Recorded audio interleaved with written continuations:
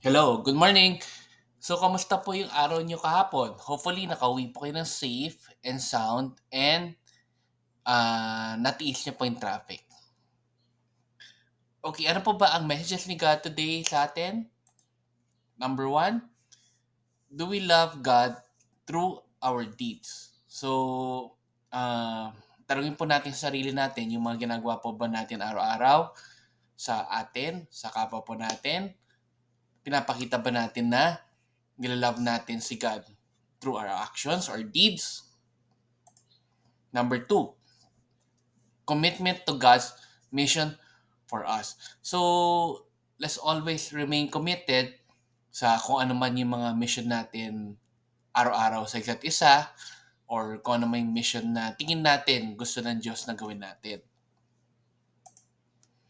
Number three, submit to His timing. So, ito ulit, ilang beses na rin natin na pag-usapan to or na-discuss, talagang lagi lang tayo magtiwala sa timing ng Diyos sa buhay po natin, sa mga pinagdadasal po natin, sa mga kahilingan natin, sa mga hinaing po natin.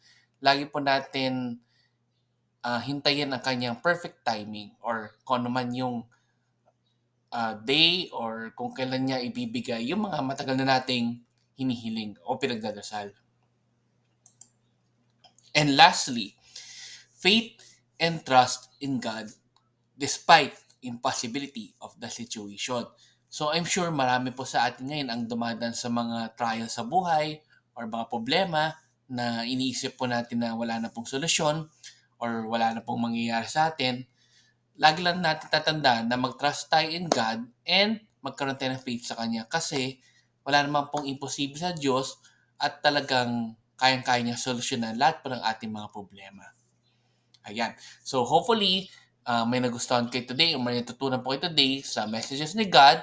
And please like and subscribe to my channel.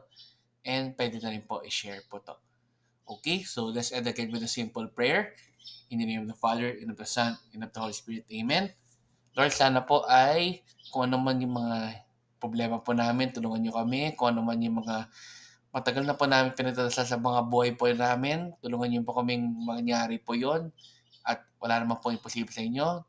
Maraming maraming salamat po. At hopefully, lahat po ng mga matagal na po na pinagdadasal ay magkatotoo and manatili po or patatargin niyo po yung aming loob na laging mag-trust and magkaroon ng faith sa inyo po, Lord. Amen. In the name of Father, Son, and Spirit. Amen. So good morning po. God bless. And let's end again with a simple Thanksgiving prayer. Daily thank you prayer. Lord, thank you very much for all the blessings that you are giving us every day. Thank you for our food, safety, security, guidance, and all your blessings. Please avoid us getting sick from all illnesses and forgive us for all our sins.